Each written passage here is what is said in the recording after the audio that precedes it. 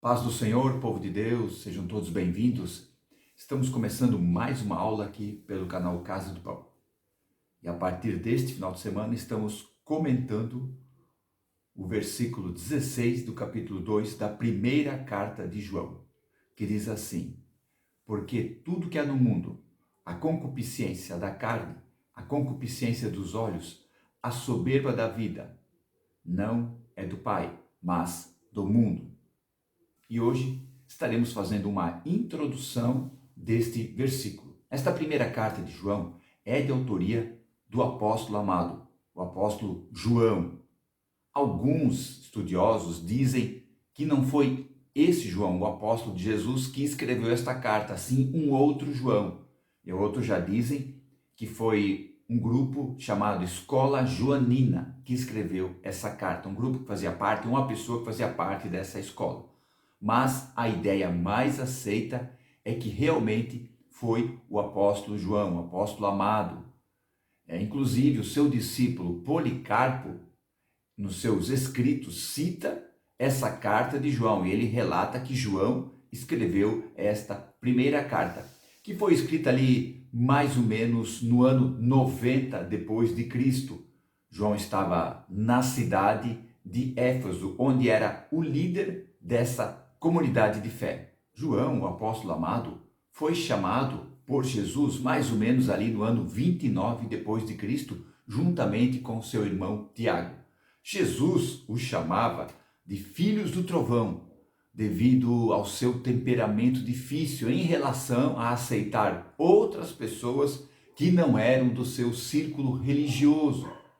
Mas João viveu experiências tremendas com Jesus, presenciou a transfiguração do monte, presenciou a ressurreição da filha de Jairo, estava com Jesus no grupo de três, ele juntamente Pedro e mais Tiago, no grupo de três que estava com Jesus lá no Getsemane, ficou com Jesus ali na crucificação, bem pertinho da cruz, cuidou da mãe de Jesus depois que Jesus partiu para o céu. João, juntamente com Pedro, vivenciaram um grande milagre ali na porta do Templo Formosa, na cura do paralítico, que era paralítico há mais de 40 anos. E João, posteriormente, depois na perseguição do Império Romano, foi preso pelo imperador Domiciano, na ilha de Patmos, e posteriormente também foi liberto pelo imperador Nerva. Diz a tradição católica que ele foi colocado num latão de óleo fervente, onde que não aconteceu absolutamente nada. João morreu de morte natural mais ou menos no ano 100 depois de Cristo, sendo o único dos 12 apóstolos a ter essa forma de morte, a ter o seu encontro com o Senhor Jesus dessa forma. E esta primeira carta de João, que vamos comentar aqui, do versículo 16 do capítulo 2, ela é uma carta de conteúdo pastoral. João escreveu para várias comunidades de fé entre os gentios. O propósito da carta era fortalecer a fé, falar do perdão de Deus, falar da comunhão e alegria que os cristãos viviam entre eles e, consequentemente, a confiança na vida eterna.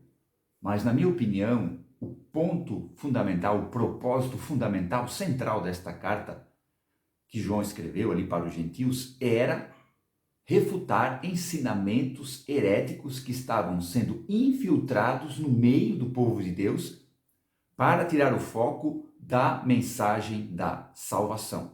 Havia falsos mestres que ensinavam que Jesus era um ser angelical, mais um dentre vários mediadores entre Deus e os homens. Falavam que o corpo de Jesus não era material, não era de matéria, porque na sua concepção toda matéria é má. E Jesus, como não tinha pecado, não era matéria, parecia ser matéria, parecia ser um corpo humano.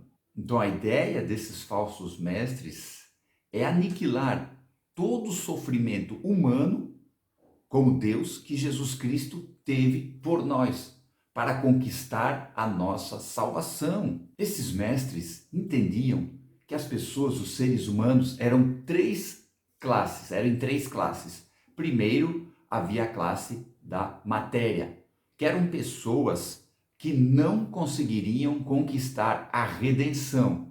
Aí havia a classe dos pneumáticos, que eram pessoas verdadeiramente espirituais, segundo o conceito deles, como exemplo dos profetas do Antigo Testamento, pessoas verdadeiramente espirituais que já tinham garantido ou alcançariam de qualquer forma a redenção.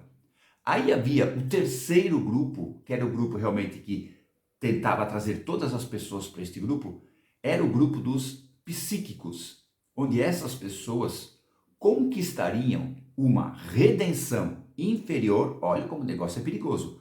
Conquistariam uma redenção inferior através do conhecimento.